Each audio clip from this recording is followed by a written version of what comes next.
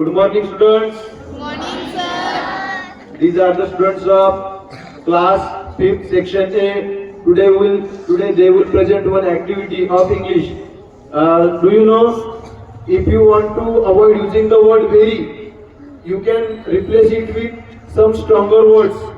These students will tell you some stronger words for that. Okay? Very big. Huge. Very small. Tiny. Very good. Excellent.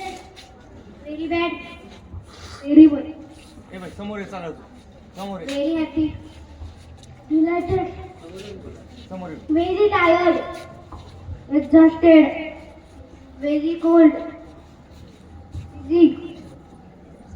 Very hot. Boiling. Very fast. Quick.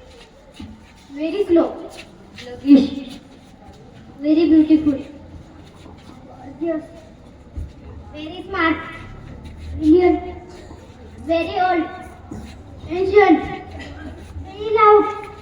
Deafening. Very quiet. Silent.